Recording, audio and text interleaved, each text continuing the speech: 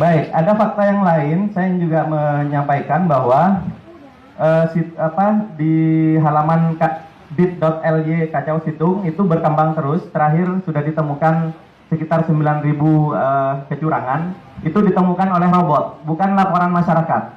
Jadi robot program yang dibuat oleh teman-teman IT itu sudah menemukan sekitar 7.900 lebih.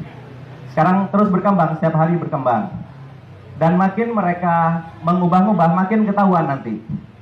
Alhamdulillah kami inisiatif sejak Selasa sore, saya dan Bang Abi dengan teman-teman alumni perguruan tinggi bersepakat untuk membuat robot yang bisa memotret halaman KPU dari menit ke menit.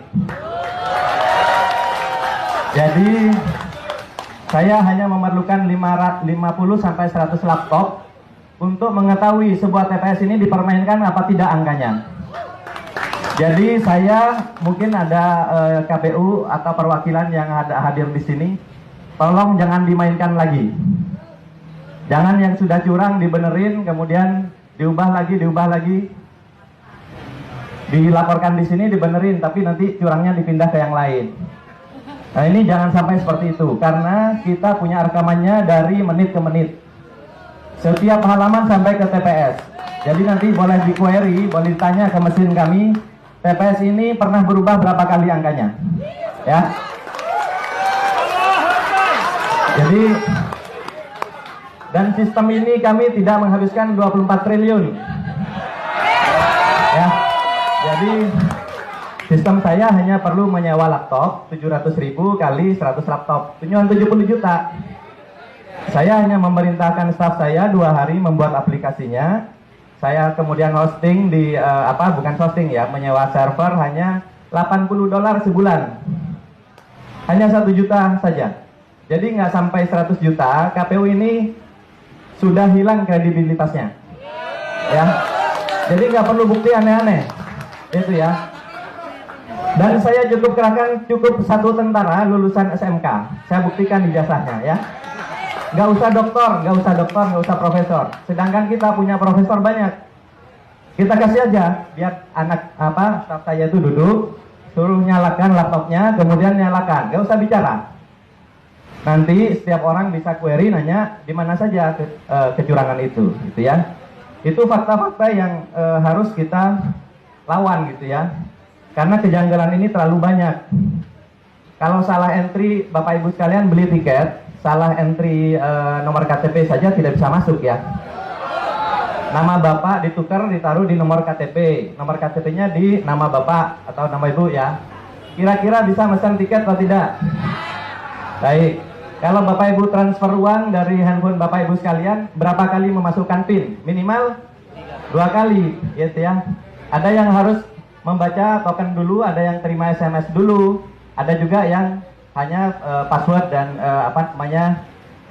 konfirmasi PIN ya di awal pada saat membuka. Tapi apakah di sistem KPU itu terjadi? Dengan gejala seperti sekarang terlihat, dipastikan itu tidak ada. Padahal itu adalah standar keamanan yang standar sekali, yang paling rendah. Sedangkan kita bisa melihat komposisi server dan sebagainya yang ada di KPU itu sekarang, itu bagaimana akses door-nya, kemudian ada log orang yang keluar masuk di situ.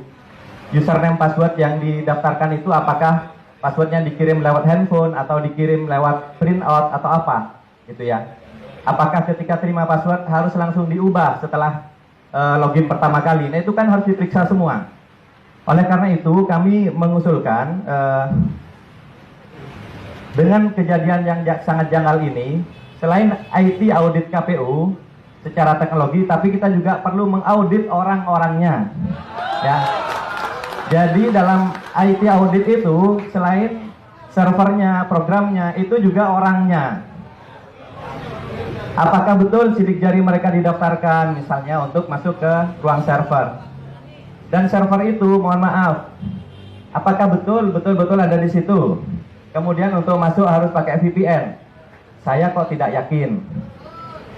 Itu ya. Kemudian sekarang dari KPUD itu yang menginput data, saluran VPN-nya seperti apa. Kok rasanya nggak pakai VPN, sehingga semua jenis laptop, semua jenis komputer, bahkan mungkin handphone itu bisa mengakses situng KPU. Itu tidak boleh. Pertama, rawan untuk down ya. Yang kedua, rawan dimasuki oleh intruder. Yang ketiga, ya sudah, saya yang paling curiga, yang ketiga adalah social engineering. Jadi password-password itu memang sembarangan dikasih, atau dikasih ke orang-orang tertentu yang mengamati angka-angka yang gampang dimanipulasi. Misalnya 11, jadi 111. Dia nggak nginput misalnya 211, dia bikin 111. Karena nanti bisa bilang keyboardnya rusak Pak gitu. Itu ya, jadi lebih memilih nambah di depan daripada nambah 0 di belakang. Lebih banyak yang seperti itu kasusnya.